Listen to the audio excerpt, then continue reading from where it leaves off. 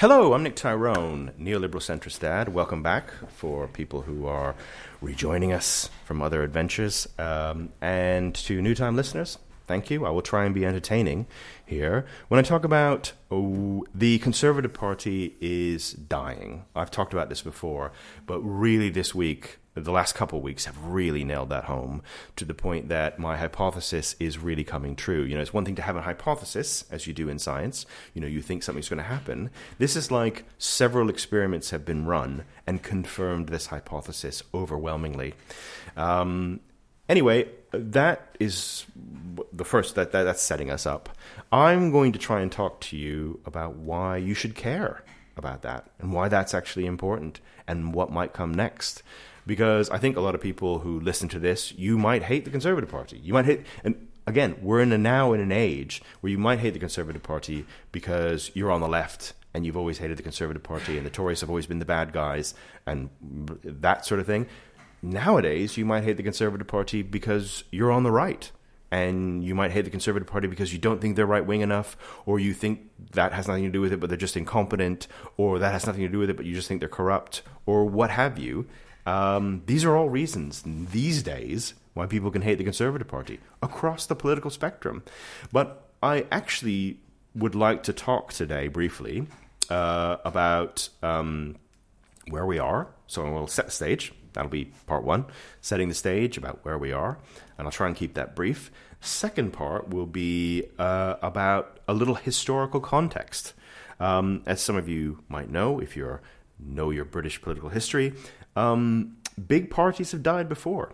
And at the beginning sort of the first few decades of the 20th century, the Liberal Party, who had been one of the mainstays of British politics for a very long time, suddenly is probably the wrong word, but quite dramatically died as a genuine political force and never recovered.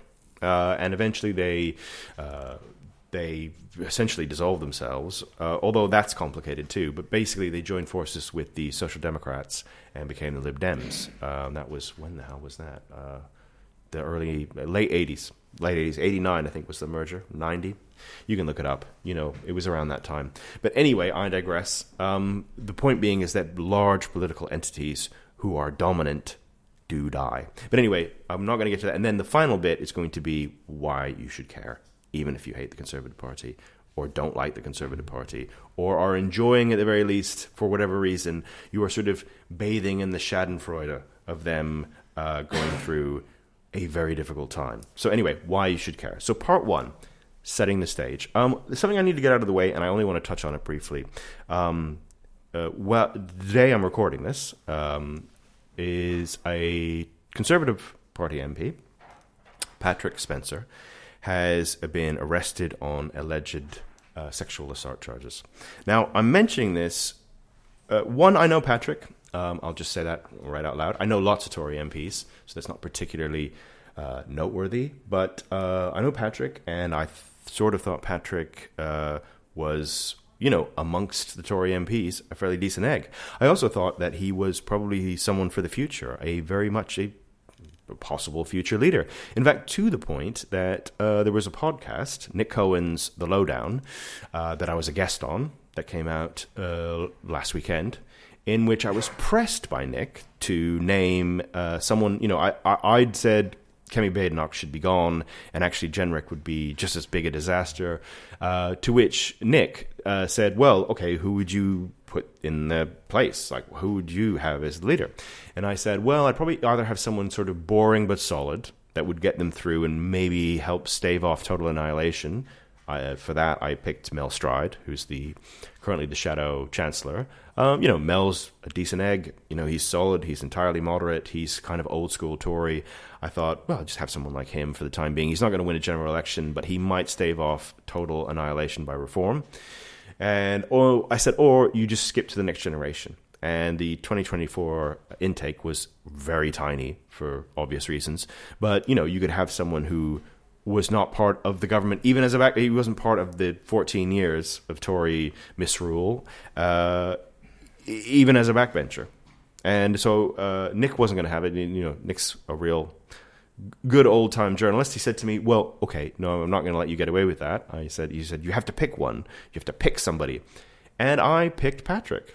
And here's the thing. Even in light of what's happened, with the alleged charges, I don't regret doing that. Because actually, I genuinely thought Patrick was probably the best of that bunch.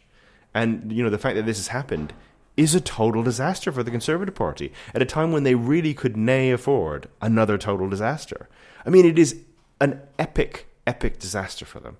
Like, their best incoming MP off a very small intake, right, is now, that's it. It's over. It's over for them. And that's brutal. That's really, really brutal. Not least of which is it means there's going to be almost certainly, very likely to be a by-election in Patrick's seat. And it would be difficult to see, it would be difficult to see Reform not winning. I'd be really shocked if they didn't win. But more to the point, I think the Tories could come third. The Tories could come fourth in that by-election. That is not unforeseen. In fact, third is likely, fourth is really possible. And imagine that, a seat they won in 2024, at a time when they won 121 seats. There's a by-election and they come third or fourth. You see what I'm saying? This is a dying party, and it's dying quite quickly and quite visibly in front of us.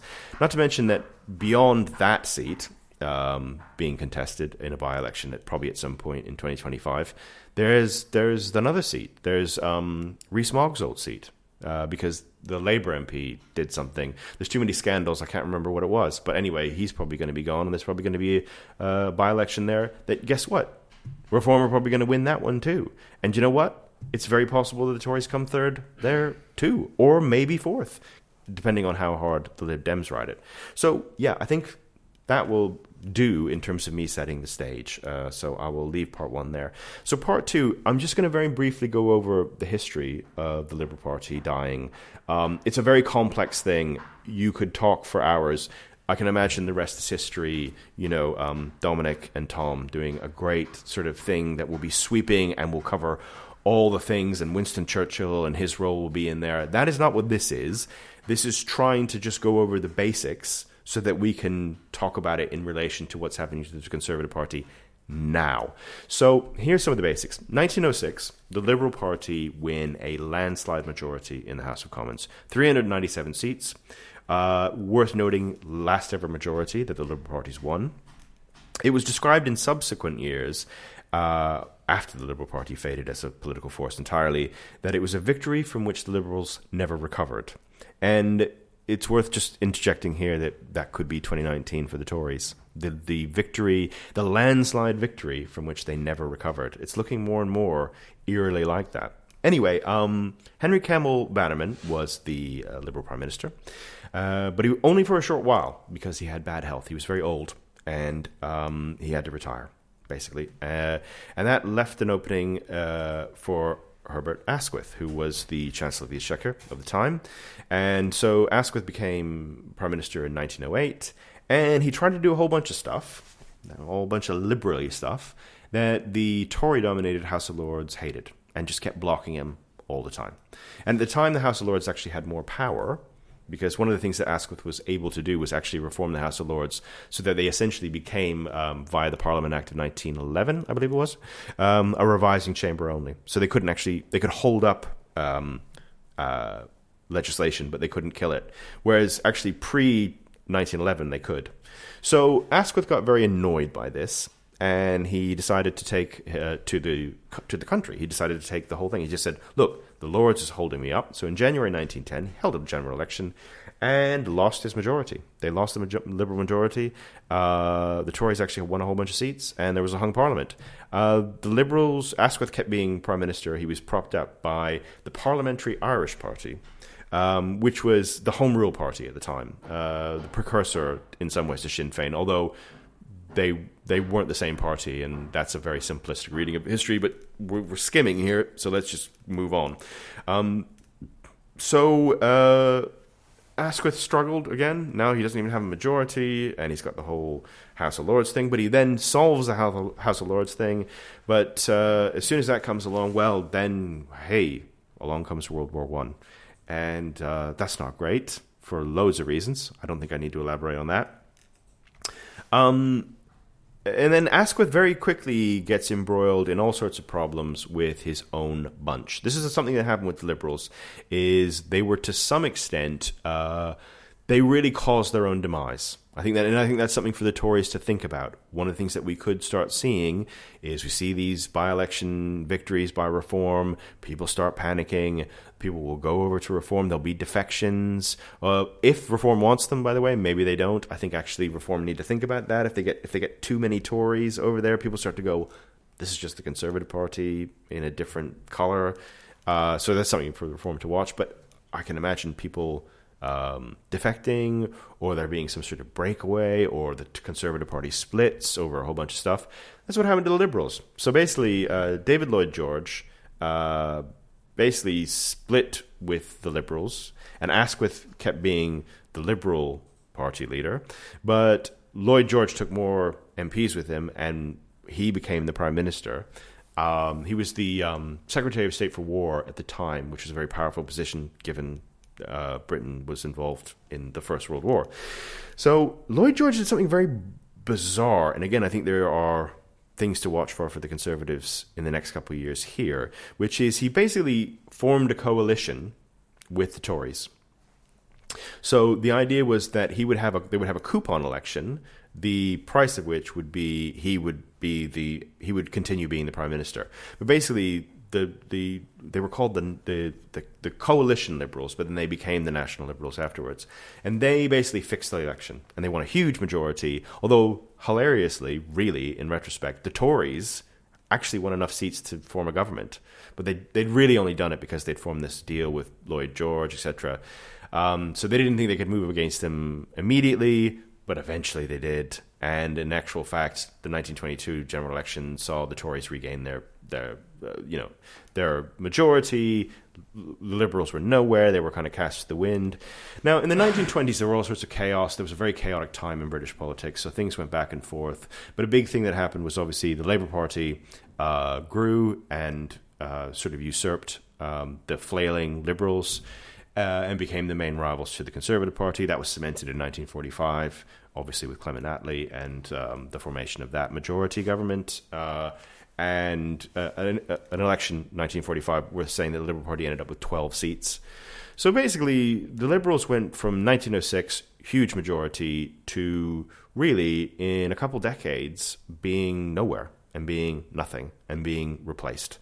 And I think that it's worth looking at how that might play out. I think history does tell us something.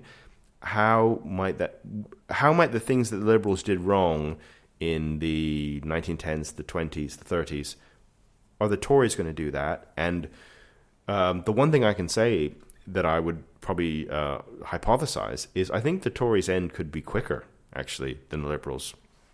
I think it might take less because, as much as you can say there were historical elements that led to the rise of the Labour Party, I mean, the Labour Party did all sorts of things wrong throughout that period. They did less things wrong than the Liberals. There wasn't really a kind of version of Farage that was stalking the Liberals in quite the same way. So I think it could actually happen quicker. For the Tory demise could be quicker than the Liberal demise, which is, scary. But okay, so we come to part 3, right? Why should you care? You're a person watching this, you're saying, look, I don't really see much difference between Reform and the Conservative Party. They're all just a bunch of right-wing bastards. I don't like any of them because I'm on the left. Or you're on the right and you're saying, actually, do you know what? It'd be great for Reform to come in because there'll be a real Conservative Party, unlike these wet Tories who've been floundering around for years and years and years, and et cetera, et cetera. Okay, so now I'm going to make a case for why the Conservative Party dying might not be great long term and actually might have some downsides to it. So I think the big one is the space for any sort of moderate thinking on the center right might disappear, actually, or really not have any sort of certainly any space within mainstream politics. And I think one of the reasons the Tories are dying and could die very quickly is, in a sense, they are becoming more right-wing than the Reform Party. And that benefits the Reform Party, not the Conservative Party, because the Conservative Party have misdiagnosed their problems, and nothing keeps working, and they keep doing the same. It's the definition of insanity, right? You just keep doing the same thing over and over, even though it doesn't work. The Tories keep moving right, and as they move further and further to the right, they lose voters. They keep losing. They keep going down in the polls. They keep losing, right? And they never figure out that actually going more and more to the right isn't helping them. A great example of this is, Starmer's, past week, Starmer doing his whole, what did he say? The Enoch Powell thing, the Island of Strangers. And what was really interesting to me was the Tory response to this was to say, he doesn't mean it, Starmer. And basically, it's the classic thing, right? It's not right-wing enough for us, which is what the Tories say just as a knee-jerk to everything now. Farage actually jumped on it in a much more nuanced way. He said, actually, I don't think this Enoch Powell language is good, and I think actually, I don't think Starmer's communicating this well. It was an interesting take, actually, where I think Farage is actually looking at like sort of the more centre-right grounding and figuring he can take it from the Tories, who are totally abandoning it. And the worry is actually, do I really think that the Reform Party and Nigel Farage is a good receptacle for moderate centre-right thinking? I mean, I've got to be honest and say, at this point, not particularly. Sorry if I'm being cynical there, but it's a bit of a worry. And I think even if you're on the left, you should kind of worry about this, because I generally think one of the problems we've got with the age that we're in is we're not really having the kind of arguments that we should be having in politics. I think, actually, if we went back to a much more traditional left-right set of arguments, I think politics would improve vastly, genuinely. I think if the argument was, well, on the left, it's we should have more interventionism, we should have more state spending, therefore taxation probably needs to be higher, and we should we should have more in the public domain, versus the right-wing argument, which is actually, no, we should cut taxes and we should incentivize business, and we should have more free markets because that's going to just make the economy better, and when the economy better, that's better for everybody, including poor people. Now, whichever side of that divide that you're on, I think that's a better argument than the arguments that we're having now, which are mostly not meaningless. I mean, they're important arguments in and of themselves, but they're not really arguments that particularly political parties can really change. They're not really, all these culture war issues are just not really particularly things that the government can fix, particularly in most cases. I mean, maybe you can say, well, they could legislate for, I don't know, women's spaces or more trans rights or whatever it is. Again, whatever side of that argument you're on. But the fact is, actually, we should really be like keeping that in a different space, I think, than I think that having all the politics be about that and not really be about the economy is not really worked out for us. And I don't think we've actually had particularly good arguments, and it really hasn't helped political parties. And I think the Tories dying, that might be the death knell of that for a while. And really, we just have more culture war stuff. I mean, I hope I'm wrong about that, because the reform rise seems kind of inevitable at this point. But I really do worry about that the death of the Conservative Party is the end of that. I mean, having said that, the Conservative Party are not interested in any sort of economic arguments anyway, so I guess it's not much of a loss in that respect. But nevertheless, I think the Conservative Party actually dying, where they can't come back under any sort of one nation-y or moderate form, that's pretty scary. Also the Tories were a pretty big tent, and it was pretty stable. And perhaps I'm wrong about this, but I worry that the reform tent will not be anywhere near as strong, and we'll just split off into all sorts of different parties. Now you can say, well, actually, if we had proportional representation, maybe that would be the time for that, and that would take care of a lot of the issues with living in a five-party system. But do I think that if reform win a majority, they are going to introduce PR? Maybe they will. I mean, they've said in the past that they will. I mean, I would think that was a kind of funny outcome of a reform government. But nonetheless, do I think so? I don't know. It's really hard. You win a majority under first past the post, you kind of start seeing the arguments for why first past the post is like a pretty decent system. So I worry about that. And, I worry about lots of things. Anyway, I could go on and on about the things that I worry about, but I'm going to try and keep this short and sweet. So basically, yes, I know you probably don't like the Conservative Party, but I wouldn't over-celebrate their death, which I think is actually going to happen because it will bring with it some bad stuff, is what I think. And if I'm wrong about that, hurrah.